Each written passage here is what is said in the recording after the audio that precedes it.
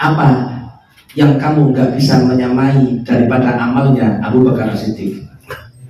Kemudian Sayyidina Umar mengatakan 3 hari yang dialami Sayyidina Abu Bakar itu tidak akan bisa Umar menandingi ibadah seumur hidup. Apa yang dimaksud 3 hari itu? 3 hari kebersamaan Sayyidina Abu Bakar bersama Nabi Muhammad ketika berada di Gua Thur, bersembunyi bersama Nabi SAW. Pengorbanan. Unta disiapkan oleh Sayyidina Abu Bakar. Rasulullah dengan hijrah, Rasulullah masih gak ngajak orang. Rasulullah gak mengindikasikan aku hijrah sama fulan, aku berangkat sama fulan, aku berangkat dengan siapa, aku berangkat mulai kapan. Tidak ada. Tapi Sayyidina Abu Bakar dengan penuh harap, beliau siapkan 2 unta, 2 kendaraan saat itu.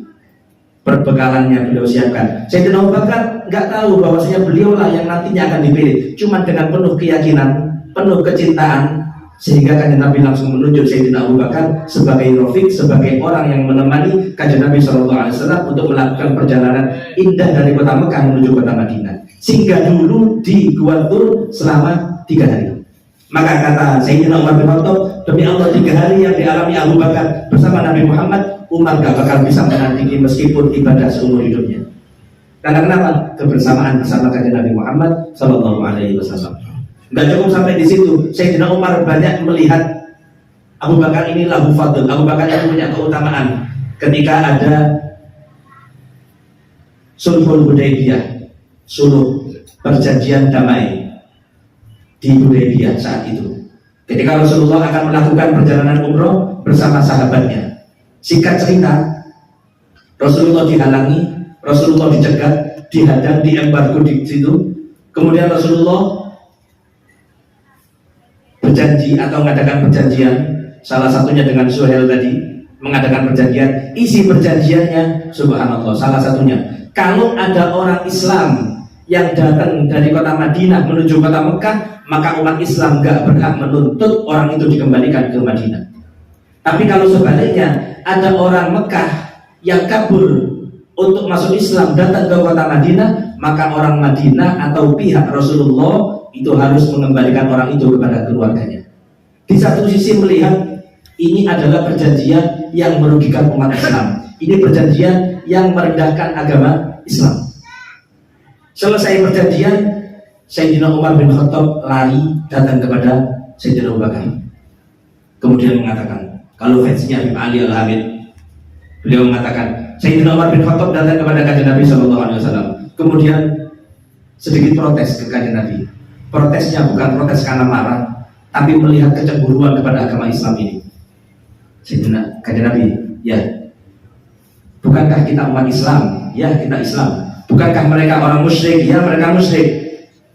Tapi kenapa kita mengadakan perjanjian yang justru merugikan umat Islam? Kemudian dikatakan oleh Nabi Muhammad, Umar, ini Rasulullah. Umar, aku ini kanjeng Nabi. Aku ini adalah utusan Allah Subhanahu Wa Taala dan Allah pasti akan menolong nabinya. Gak mantap Sayyidina Umar. Masih ragu-ragu, masih ada ketakutan dengan perjanjian yang dipandang sebagai merugikan umat Islam. Maka Sayyidina Umar lari kepada sahabat terdekatnya, yaitu Sayyidina Abu Bakar. Datang ke tendanya Abu Bakar. Ketika Sayyidina Abu Bakar keluar, diucapkan juga seperti ucapan Sayyidina kepada Nabi Muhammad. Abu Bakar, bukankah kita ini umat Islam? Ya, kita Islam. Bukankah mereka kaum musyrik? Ya, mereka musyrik. Terus kenapa kita mengadakan perjanjian yang merendahkan atau menghinakan agama kita sendiri? Maka jawaban Sayyidina Abu Bakar, Umar, innahu Rasulullah. Sesungguhnya beliau adalah utusan Allah Subhanahu Wa Taala. Kaget Umar melihat jawaban yang sama daripada Sayyidina Abu Bakar, persis gak buang sedikit pun daripada jawabannya Nabi SAW. Maka Sayyidina Umar mengatakan, sejak itu aku takut, aku khawatir bahwasanya ucapanku, protesku ini nantinya akan menjadi sebab aku celaka. Mulai saat itu aku rajin sholat tambahi, sholat sunnahnya, aku rajin puasa, aku rajin memerdekakan budak, aku rajin sedekah. Untuk apa? Khawatir ucapanku yang salah tadi itu menjadi sebab aku celaka nantinya. Jangan tegang ya. Tegang, aku udah tegang ini. Fokus. Tenang-tenang ini. Ini kembali ke tadi. Sayyidina Abu Bakar jadi imam. Dalam satu riwayat, Sayyidina Bilal adzan. Ketika Sayyidina Bilal adzan, Bilal tolak oleh. Kanjeng Nabi nggak keluar. Ini waktu sudah lewat lama. Kemudian Sayyidina Bilal ngomong, Umar, imam. Langsung Sayyidina Umar menjadi imam, mengucapkan takbir. Karena rumah Nabi Muhammad berdekatan dengan masjid, takbirnya Sayyidina Umar didengarkan oleh Nabi Muhammad. Rasulullah yang sakit saat itu langsung berdiri, langsung manggil kepada sahabat, Umar, ojo pokok jadi imam. Umar jangan suruh untuk menjadi imam. Selesai sholat, Sayyidina Bilal dimarahi oleh Sayyidina Umar, dan Sayyidina Umar mengatakan, waihak ya Bilal, celaka kamu wahai Bilal. Aku kira kamu menyuruhku itu karena kamu disuruh Nabi Muhammad SAW. Tahu Sayyidina Umar bahwasanya orang yang dikehendaki untuk menjadi penggantinya, untuk menjadi penerusnya adalah Sayyidina Abu Bakar Siddiq radhiyallahu taala anhu. Dan di pada saatnya ketika Rasulullah sudah detik-detik sakit di pangkuan Siti Aisyah. Rasulullah ada di pangkuan Siti Aisyah, kemudian masuk di kamar Siti Aisyah atau di rumah Siti Aisyah, satu sahabat yang dalam kitab tidak disebutkan namanya, ada yang mengatakan itu Sayyidina Ali sedang membawa siwak di tangannya. Rasulullah hanya bisa melirik, ucapan sudah berat, badan sudah gak kuat. Rasulullah melihat siwak yang dipegang oleh Imam Ali radhiyallahu anhu. Kemudian dengan kecerdasan yang dimiliki oleh Siti Aisyah, dipanggillah Sayyidina Ali. Wahai Imam Ali, saya minta siwak jenengan, saya minta siwak Anda. Kemudian diberikan siwaknya Sayyidina Ali. Dilihat siwak ini kering. Kalau kita bicara syariat, kita bicara sunnah, maka siwak itu dibasahi dulu, seperti jenengan lekatnya sikatan pasti kumur-kumur ambil membasahi sikat gigi. Dibasahi siwaknya Sayyidina Ali dengan apa? Dengan air ludahnya Siti Aisyah, dimasukkan ke mulutnya Siti Aisyah. Setelah basah lunak, kemudian dimasukkan ke mulut Nabi SAW. Sehingga dalam sejarah dikatakan istri yang di antara istri yang bangga dengan Nabi Muhammad daripada istri-istri yang lain adalah Siti Aisyah. Karena kenapa? Akhir hayatnya Nabi Muhammad, air liurnya itu bercampur dengan air liurnya Nabi SAW. Disiwakan kepada kanjeng Nabi SAW. Kemudian Rasulullah saat itu langsung beliau meninggal dunia. Tapi sebelum meninggal dunia beliau mengatakan Ar-Rafiq Al-A'la, Ar-Rafiq Al-A'la, Ar-Rafiq Al-A'la. Rafiq Al-A'la artinya surga. Ya Allah, aku milih surga. Ya Allah, aku milih surga. Datang malaikat, 3 malaikat yang datang, malaikat Jibril, malaikat Israfil, dan malaikat Israil yang datang untuk mencabut ruhnya Nabi SAW saat itu. Meninggal tepat pagi di hari Senin, dan saat itu langsung para sahabat saat itu menunggu di depan rumahnya kanjeng Nabi SAW. Mata Rasulullah, meninggal Rasulullah, meninggal Rasulullah. Sayyidina Umar keluar sambil berteriak, siapa yang bilang Muhammad Rasulullah mati, maka akan saya tebas lehernya. Ketahuilah Muhammad tidak mati. Yang mengatakan itu adalah orang munafik, kata Sayyidina Umar. Demi Allah, Muhammad saat ini sedang dipanggil Allah sebagaimana Allah memanggil Nabi Musa alaihissalam, dan nantinya Muhammad akan kembali lagi di sini. Ketika orang sudah bingung, orang sudah ketakutan, sebagian ada yang takut dengan ucapan Sayyidina Umar, sebagian ada yang meyakini Nabi Muhammad sudah meninggal dunia. Datanglah Sayyidina Abu Bakar As-Siddiq dan mengatakan, ansyid ya Umar, diam wahai Umar, dengarkan wahai Umar. Mangkana ya'budu Muhammadan fa innahu qad mat, wa mangkana ya'budullah fa innahu hayyun la yamut. Barang siapa yang menyembah Muhammad, maka Muhammad mati, telah meninggal dunia. Dan barang siapa yang menyembah Allah, maka Allah tidak akan pernah meninggal dunia, karena Allah maha hidup. Kemudian beliau membacakan satu ayat, wa ma Muhammadun illa rasul qad khalat min qablihi rusul afa in mata aw qutila qalabtum ala aqabikum ila akhiril ayat. Kemudian Sayyidina Umar sampai tersimpuh, duduk gak mampu berdiri, dan mengatakan, demi Allah, seolah-olah aku tidak pernah mendengarkan ayat ini. Kecintaan Sayyidina Umar kepada Nabi Muhammad SAW digambarkan sampai beliau gak percaya kalau orang yang dicintainya diambil oleh Allah Subhanahu wa Ta'ala. Maka dari itu, ma'asyiral hadirin jamaah Majelis Darul Anwar rahimakumullah, ayo kita teladani kanjeng Nabi SAW. Kalau ingin bahagia, wis kalau mana contohnya melok kanjeng Nabi. Di mana didapatkan? Di majelis ilmu. Di mana dibacakan? Di majelis ilmu. Di mana kita bisa mengenal? Di majelis ilmu. Karena dengan wasilah-wasilah tadi itulah kita digolongkan dengan orang-orang yang mulia. Terlebih lagi ketika kita nun sewu Ustaz Fadil menceritakan Ki Hamid, saya menceritakan Abu Hasan, Mu'alim Bedawi menceritakan Habib Abdul Qadir dan Habib Abdullah, Ustaz Maulana menceritakan Habib Salim, ketika kita menceritakan sosok-sosok orang-orang solih, ketahuilah mereka mulia karena mereka mengikuti Nabi Shallallahu Alaihi Wasallam. Maka hakikatnya orang yang bercerita tentang ulama itu juga bercerita tentang keindahan akhlak yang dimiliki Nabi Muhammad Shallallahu Alaihi Wasallam, sebagaimana dikutip dalam kitab Maulid. Fama wama min khuluqin fil bariyati mahmud illa wa huwa mutalaqan an zaidin. Wujud tidak ada akhlak yang indah yang dimiliki oleh setiap orang kecuali pasti itu diambil daripada akhlaknya Nabi Shallallahu Alaihi Wasallam. Maka mudah-mudahan dengan tempat atau dengan pembacaan Maulid tadi, perkumpulan yang mulia ini dengan para habaib, mudah-mudahan turun rahmat semakin banyak keluar dari tempat ini, kecintaan ditambah, keringanan untuk ibadah ditambah, kita dihalangi daripada kemaksiatan kepada Allah Subhanahu wa taala, dan khususnya bulan Rabiul Awal ini menjadi sebab kita semua bisa melihat Nabi Muhammad SAW.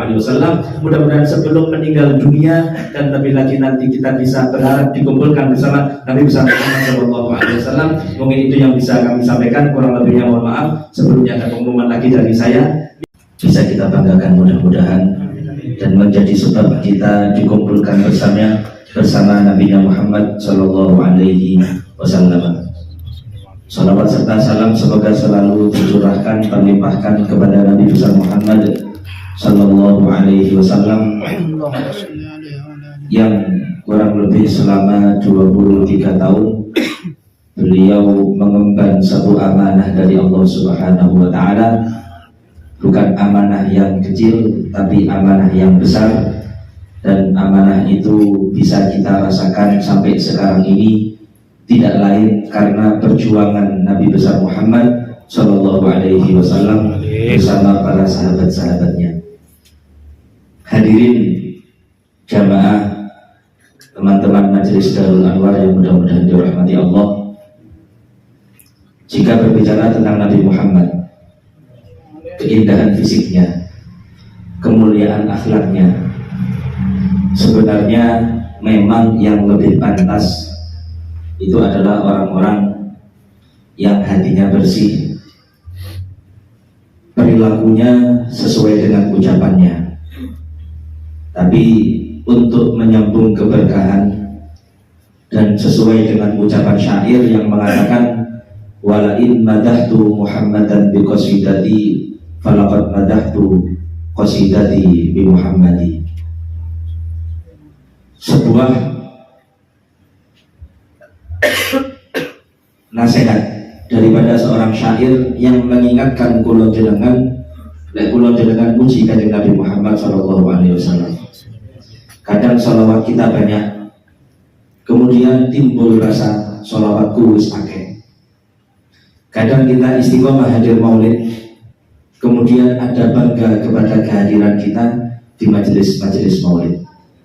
Seorang ulama tersebut mengatakan untuk menasehati kita, menegur kepada kita, walain madahtu Muhammadan bi qasidati, ketika aku memuji Nabi Muhammad dengan sebuah pujian, aku bikin sebuah syair untuk memuji Nabi Muhammad, hakikatnya adalah walaqad madahtu qasidati bi Muhammadi. Nabi Muhammad bukan saya puji, tapi hakikatnya adalah syairan tersebut, puisi tersebut, karya tersebut saya puji dengan sebutan nama Muhammad Sallallahu Alaihi Wasallam. Saat teman nih, sebenarnya kulo dengan hadir hari ini, siapa yang gak maksiat kepada Allah Subhanahu Wa Taala? Mulai isu sampai sakurungi hadir, siapa yang gak maksiat kepada Allah Subhanahu Wa Taala? Ada mungkin, cuman sedikit di antara kita atau di antara siapapun.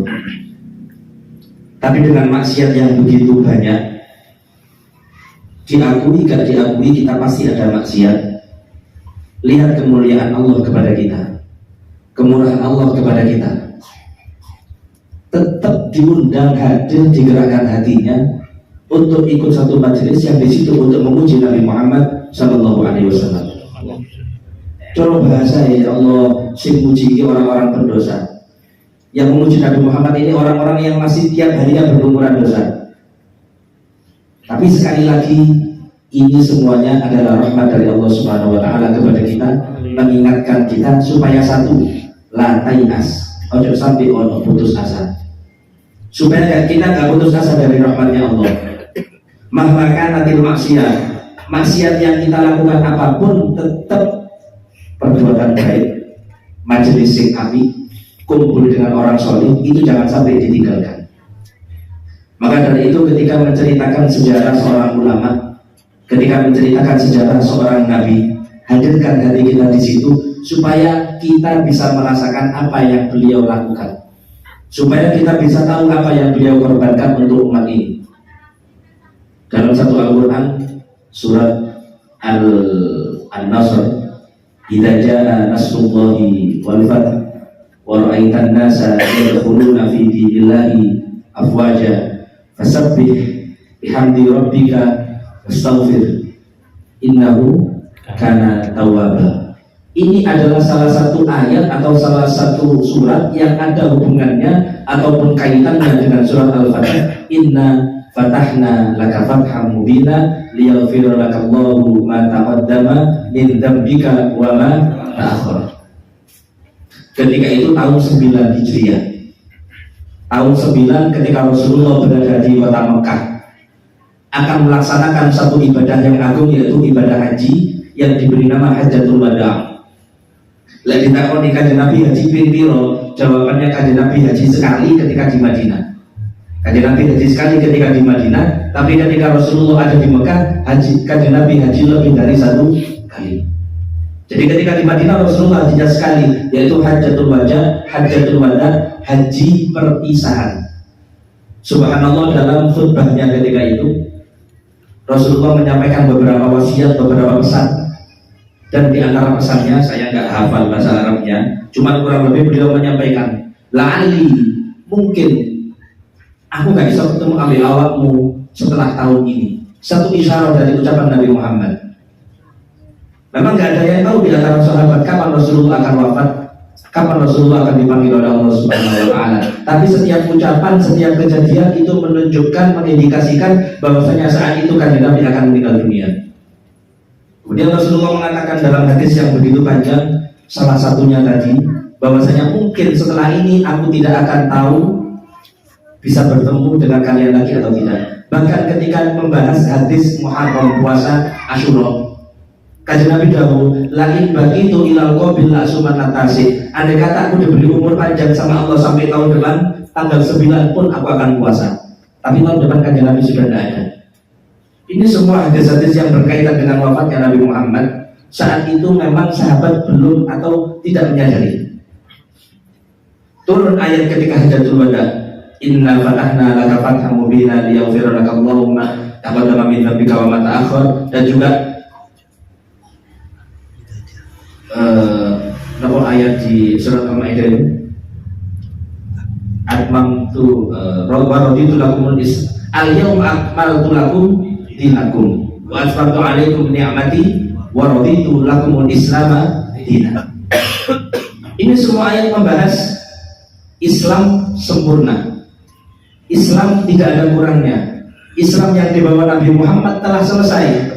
Maka saat itu sahabat bergembira, sahabat senang, sumringah karena perjuangan selama 23 tahun yang mereka melihat sendiri perjuangan Nabi Muhammad. Bahkan di antara mereka ada yang selalu mengikuti bersama Nabi Muhammad.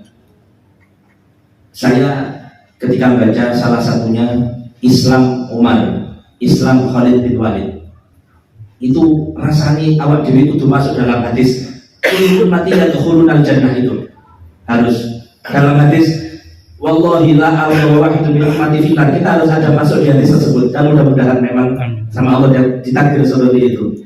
Dimana ketika Sayyidina Umar belum masuk Islam, kanjeng Nabi mengatakan dalam doanya, Allahumma izzal Islam bi ahadi Umarin. Ya Allah, bi habir rajulain ilaik. Banyak riwayat, banyak hadis. Salah satunya, ya Allah muliakan agama Islam ini dengan salah satu dua Umar. Satu Amr bin Hisham Abu Jahal, dua Umar bin Khattab. Kemudian turunlah hidayah kepada Sayyidina Umar bin Khattab. Ketika Khalid bin Walid akan masuk Islam dan Rasulullah sudah hijrah ke Madinah, saat itu Khalid bin Walid sumpah bingung, apa sing kali tak lakoni. Mekah saat ini berbeda dengan Mekah ketika Rasulullah belum ada. Akhirnya Khalid bin Walid maju mundur, aku kata Islam maupun enggak. Saat datang ke kota Madinah untuk mengucapkan syahadat Islam di hadapan Nabi Muhammad, kemudian sahabat bilang kepada Khalid bin Walid, wallahi, demi Allah, awakmu Khalid mesti ditanya kanjeng Nabi Muhammad SAW. Rasulullah sudah menantikan Islamnya Khalid bin Walid. Enggak cukup sampai di situ, Suhail, bapaknya Abdullah sama dua sahabat kakak adik, siapa itu? Saya lupa. Suhail, sahabat Suhail kalau nggak salah, abahnya itu orang yang paling memusuhi kanjeng Nabi SAW. Ketika kanjeng Nabi atau anak-anaknya masuk Islam dan banyak di situ orang yang masuk Islam, Suhail tetap gak mau masuk Islam. Tapi kanjeng Nabi mengatakan, mudah-mudahan Suhail kelak nanti akan menjadi orang yang berjasa dalam agama Islam. Ternyata Allah takdirkan dalam ucapannya sabdanya Nabi Muhammad. Rasulullah wafat, orang Mekah banyak yang murtad, banyak yang keluar dari agama Islam. Kemudian Suhail, beliau berdiri di samping Ka'bah dan beliau teriak mengatakan, kalau kalian Islamnya karena menyembah Muhammad, maka Islam kalian selesai. Tapi kalau kalian Islamnya karena cinta kepada Muhammad, tetap ada Rasulullah, gak ada Rasulullah, maka tetap Islam harus tambah kuat dengan wafatnya Nabi SAW. Melihat ucapan itu, kalau saya nggak salah Abdullah bin Suhail yang sampai nangis, dan beliau mengatakan betul yang disabdakan kanjeng Nabi Muhammad SAW. Nggak cukup sampai di situ, banyak hadis yang menceritakan bagaimana dulunya kanjeng Nabi berdoa A, B, C, tapi semuanya dikabulkan. Iman setelah kanjeng Nabi meninggal dunia atau ketika kanjeng Nabi masih hidup. Maka dari itu ucapan tentang hadis bahwasanya aku ingin umatku kabeh masuk surga. Kullu ummati yadkhuluna jannah. Kabeh umatku masuk surga. Mudah-mudahan kita termasuk yang ada dalam hadis tersebut. Ketika turun alam nashrah laka sadraka wa wada'na 'anka wizraka alladhi anqadha dhahrak, sampai wala saufa yu'tika, surat At-Taha berarti. Wala saufa yu'tika rabbuka fatarda. Sungguh Allah akan memberi kepada kamu wahai Muhammad sampai kamu betul-betul ridho. Turun ayat tersebut lalu Rasulullah mengangkat tangan dan mengatakan, wallahi, demi Allah, aku nggak ridho ya Allah ada satu di antara umatku yang masuk neraka. Mudah-mudahan kita juga yang masuk dalam hadis tersebut, doa tersebut. Maka dari itu berkaitan dengan hadis tadi, berkaitan dengan cerita tadi, ketika turun beberapa ayat, semua sahabat senang, semua sahabat gembira, kecuali Sayyidina Abu Bakar As-Siddiq saat itu. Sayyidina Abu Bakar As-Siddiq nangis. Kenapa? Karena beliau paham diutusnya Nabi Muhammad untuk menyempurnakan agama Islam. Apabila sudah selesai agama Islam ini dengan sempurna, berarti selesai pula kerasulan atau tugas daripada Nabi besar Muhammad SAW. Betul. Bulan Safar akhir. Ada yang mengatakan awal Rabiul Awal. Rasulullah sakit keras dan saat itu Rasulullah sakitnya dimulai dari malam hari ketika Nabi Muhammad ziarah ke Baqi di makam para sahabat, di makam orang-orang yang ada di Madinah. Rasulullah malam hari datang ke Baqi berziarah di situ. Setelah Rasulullah di situ berziarah kepada makam beberapa sahabat yang dimakamkan di situ, Rasulullah pulang ke rumahnya melihat Siti Aisyah saat itu juga sedang sakit. Kemudian Rasulullah mengatakan, Aisyah, kalau kamu sakit, aku lebih sakit daripada kamu. Betul, akhirnya ketika pagi harinya kanjeng Nabi mengalami sakit yang berkepanjangan kurang lebih selama 13 hari sampai kanjeng Nabi menghadap kepada Allah Subhanahu wa Ta'ala. Tapi di titik akhir, ketika kanjeng Nabi sudah sakit tanggal 12 Rabiul Awal, hari Senin atau mungkin sehari sebelumnya, saat itu Rasulullah sudah tidak kuat lagi, bahkan Rasulullah dibopong dengan dua orang, Fadl bin Abbas dengan Sayyidina Ali bin Abi Thalib, untuk datang ke masjid melihat bagaimana sahabat saat itu. Karena Rasulullah tahu yang selama ini memimpin sholat Rasulullah, yang selama ini menemani sahabat Rasulullah. Andai kata Rasulullah nggak keluar beberapa hari, pasti sahabat gelisah, sahabat tanya, ada apa dengan Nabi Muhammad? Nu'man atau Thauban, saya lupa, seorang sahabat yang dimana ketika itu ketok wajahnya pucat. 1 hari, 2 hari, wajahnya pucat. Ditangleti atau ditanya oleh sahabat, Nu'man, Thauban, sakit apa? saya lihat wajahmu kok seperti ini, panas atau mungkin sakit yang lainnya. Beliau mengatakan, wallahi enggak, demi Allah enggak, aku enggak sakit. Tapi yang aku rasakan saat ini kok sampai sakit seperti ini karena aku sudah 3 hari tidak berjumpa dengan Nabi Muhammad SAW. Kecintaan kepada Nabi Muhammad bisa sampai seperti itu. Susah mereka ketemu dengan Nabi SAW. Sehingga ketika Sayyidina Abu Bakar As-Siddiq detik-detik wafatnya, ketika beliau sakit, beliau mengatakan, wa syauqa ila Rasulillah. Ya Allah, aku ini kangen menangkan Nabi. Detik-detik wafatnya Sayyidina Abu Bakar Siddiq, sudah merasa, ya Allah, aku kangen menangkan Nabi. Ditambah lagi Sayyidina Utsman ketika akan wafat di bulan Ramadan sedang membaca Al-Quran. Sayyidina Utsman ditunggu oleh kanjeng Nabi buka di surga. Melalui apa? Melalui mimpi. Gak cukup sampai di situ, Sayyidina Husain cucunya kanjeng Nabi SAW yang pagi harinya akan berperang melawan ribuan orang atau ratusan orang. Dan Sayyidina Husain cucu Nabi, beliau hanya dengan segelintir orang dalam keadaan berpuasa, karena memang Sayyidina Husain gak pernah kecuali berpuasa setiap harinya. Kemudian Sayyidina Husain di malam hari mimpi ketemu datuknya, Husain, besok buka sama saya, cara bahasa saya, besok buka sama kakek. Dikasih tahu oleh Nabi Muhammad. Takut Sayyidina Husain? Enggak. Karena kenapa?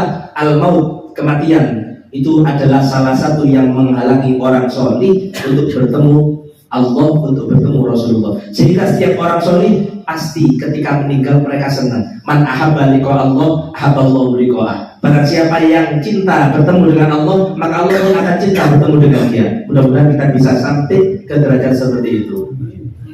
Ini sahabat tadi, ketika Rasulullah sudah sakit, kemudian Rasulullah mengatakan, Abu Bakar suruh jadi imam.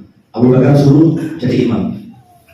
Kemudian Sayyidah Aisyah berkata kepada Nabi Muhammad, kanjeng Nabi, Abu Bakar ini orangnya halus, Abu Bakar ini orangnya lembut, Abu Bakar ini orangnya gak kuatan, nangisan, tersentuh kalau baca Al-Quran pasti nangis. Gimana engkau menyuruh beliau untuk jadi imam? Kemudian kanjeng Nabi mengatakan, wallahi, gak ada orang yang suka seandainya Abu Bakar menjadi imam. Karena kenapa? Mereka melihat kelemahan pada diri Abu Bakar. Maka ketika aku suruh Abu Bakar menjadi imam, aku ingin menghilangkan praduga-praduga daripada orang-orang tadi itu. Pembelaan, kecintaan kanjeng Nabi kepada Sayyidina Abu Bakar As-Siddiq.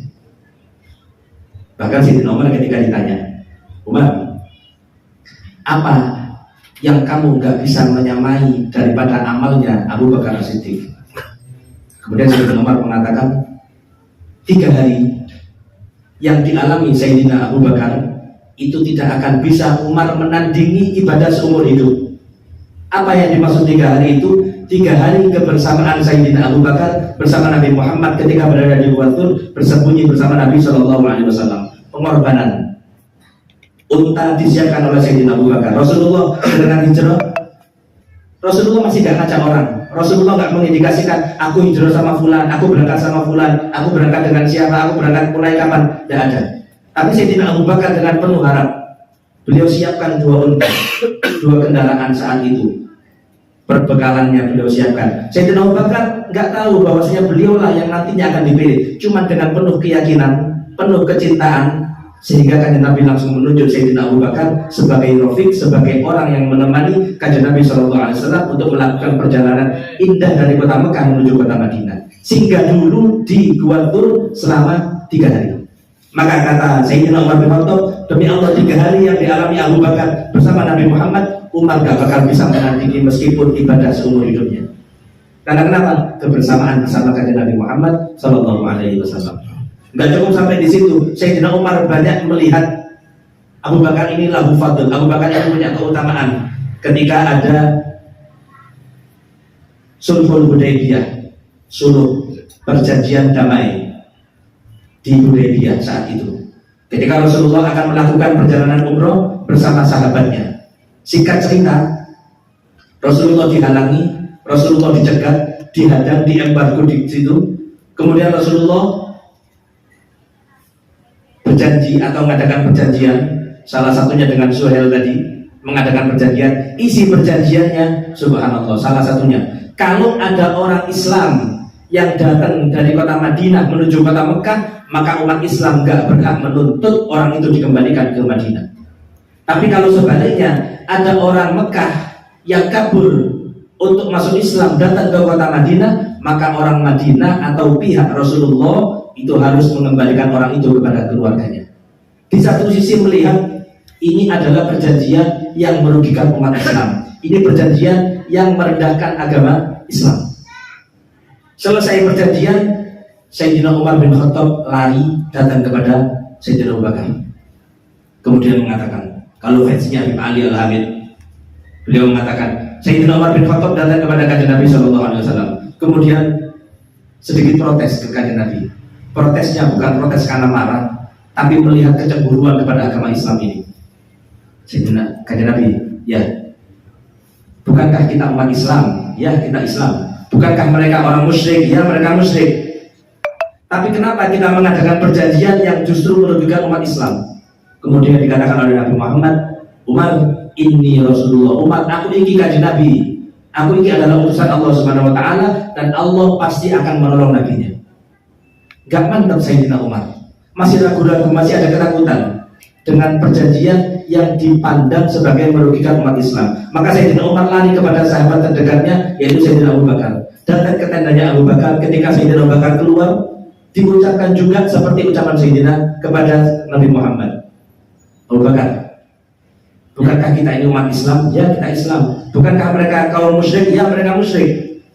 Terus kenapa kita mengadakan perjanjian yang merendahkan atau menghinakan agama kita sendiri? Maka jawaban Sayyidina Abu Bakar, Umar, innahu Rasulullah, sesungguhnya beliau adalah utusan Allah Subhanahu Wa Taala. Kaget Umar melihat jawaban yang sama daripada Sayyidina Abu Bakar, persis gak buang sedikit pun daripada jawabannya Nabi Shallallahu Alaihi Wasallam. Maka Sayyidina Umar mengatakan, sejak itu aku takut, aku khawatir bahwasanya ucapanku, protesku ini nantinya akan menjadi sebab aku celaka. Mulai saat itu aku rajin sholat tambari, sholat sunnahnya, aku rajin puasa, aku rajin memerdekakan budak, aku rajin sedekah. Untuk apa? Khawatir ucapanku yang salah tadi itu menjadi sebab aku celaka nantinya. Udah tegang kayaknya. Ini tegang, aku udah tegang ini. Fokus. Tenang-tenang ini. Ini kembali ke tadi. Sayyidina Abu Bakar jadi imam. Dalam satu riwayat, Sayyidina Bilal adzan. Ketika Sayyidina Bilal adzan, Bilal tolak-tolak. Kanjeng Nabi nggak keluar. Ini waktu sudah lewat lama. Kemudian Sayyidina Bilal ngomong, Umar, imam, Umar, imam. Langsung Sayyidina Umar menjadi imam, mengucapkan takbir. Karena rumah Nabi Muhammad berdekatan dengan masjid, takbirnya Sayyidina Umar didengarkan oleh Nabi Muhammad. Rasulullah yang sakit saat itu langsung berdiri, langsung manggil kepada sahabat, Umar, ojo pawon jadi imam. Umar jangan suruh untuk menjadi imam. Selesai sholat, Sayyidina Bilal dimarahi oleh Sayyidina Umar, dan Sayyidina Umar mengatakan, wahai ya Bilal, celaka kamu wahai Bilal. Aku kira kamu menyuruhku itu karena kamu disuruh Nabi Muhammad Shallallahu Alaihi Wasallam. Tahu Sayyidina Umar bahwasanya orang yang dikehendaki untuk menjadi penggantinya, untuk menjadi penerusnya adalah Sayyidina Abu Bakar Siddiq radhiyallahu taala anhu. Dan di pada saatnya ketika Rasulullah sudah detik-detik sakit di pangkuan Siti Aisyah. Rasulullah ada di pangkuan Siti Aisyah, kemudian masuk di kamar Siti Aisyah atau di rumah Siti Aisyah, satu sahabat yang dalam kitab tidak disebutkan namanya, ada yang mengatakan itu Sayyidina Ali sedang membawa siwak di tangannya. Rasulullah hanya bisa melirik, ucapan sudah berat, badan sudah gak kuat. Rasulullah melihat siwak yang dipegang oleh Imam Ali radhiyallahu anhu. Kemudian dengan kecerdasan yang dimiliki oleh Siti Aisyah, dipanggillah Sayyidina Ali. Wahai Imam Ali, saya minta siwak ini dengan, saya minta siwak Anda. Kemudian diberikan siwaknya Sayyidina Ali. Dilihat siwak ini kering. Kalau kita bicara syariat, kita bicara sunnah, maka siwak itu dibasahi dulu. Seperti jenengan lekatnya sikatan, pasti kumur-kumur, ambil membasahi sikat gigi. Dibasahi siwaknya Sayyidina Ali dengan apa? Dengan air ludahnya Siti Aisyah, dimasukkan ke mulutnya Siti Aisyah. Setelah basah, lunak, kemudian dimasukkan ke mulut Nabi SAW. Sehingga dalam sejarah dikatakan istri yang di antara istri yang bangga dengan Nabi Muhammad daripada istri-istri yang lain adalah Siti Aisyah. Karena kenapa? Akhir hayatnya Nabi Muhammad, air liurnya itu bercampur dengan air liurnya Nabi SAW. Disiapkan kepada kanjeng Nabi SAW. Kemudian Rasulullah saat itu langsung beliau meninggal dunia, tapi sebelum meninggal dunia beliau mengatakan Ar-Rafiq al-A'la, Ar-Rafiq al-A'la, Ar-Rafiq al-A'la. Rafiq al-A'la artinya surga. Ya Allah, aku milih surga. Ya Allah, aku milih surga. Datang malaikat, 3 malaikat yang datang, malaikat Jibril, malaikat Israfil, dan malaikat Israil yang datang untuk mencabut ruhnya Nabi Shallallahu Alaihi Wasallam saat itu. Meninggal tepat pagi di hari Senin, dan saat itu langsung para sahabat saat itu menunggu di depan rumahnya kanjeng Nabi Shallallahu Alaihi Wasallam. Mata Rasulullah, meninggal Rasulullah, meninggal Rasulullah. Sayyidina Umar keluar sambil berteriak, siapa yang bilang Muhammad Rasulullah mati, maka akan saya tebas lehernya. Ketahuilah Muhammad tidak mati. Yang mengatakan itu adalah orang munafik, kata Sayyidina Umar. Demi Allah, Muhammad saat ini sedang dipanggil Allah sebagaimana Allah memanggil Nabi Musa alaihissalam, dan nantinya Muhammad akan kembali lagi ke sini. Ketika orang sudah bingung, orang sudah ketakutan, sebagian ada yang takut dengan ucapan Sayyidina Umar, sebagian ada yang meyakini Nabi Muhammad sudah meninggal dunia. Datanglah Sayyidina Abu Bakar As-Siddiq dan mengatakan, ansyid ya Umar, diam wahai Umar, dengarkan wahai Umar, man kana ya'budu Muhammadan fa innahu qad mat wa man kana ya'budullah fa innahu hayyun la yamut. Barang siapa yang menyembah Muhammad, maka Muhammad mati, telah meninggal dunia. Dan barang siapa yang menyembah Allah, maka Allah tidak akan pernah meninggal dunia, karena Allah maha hidup. Kemudian beliau membacakan satu ayat, wa ma Muhammadun illa rasul qad khalat min qablihi rusul afa in mata aw qutila qalabtum ala aqabikum ila akhiril ayat. Kemudian Sayyidina Umar sampai tersimpuk, duduk gak mampu berdiri, dan mengatakan, demi Allah, seolah-olah aku tidak pernah mendengarkan ayat ini. Kecintaan Sayyidina Umar kepada Nabi Muhammad SAW digambarkan sampai beliau gak percaya kalau orang yang dicintainya diambil oleh Allah Subhanahu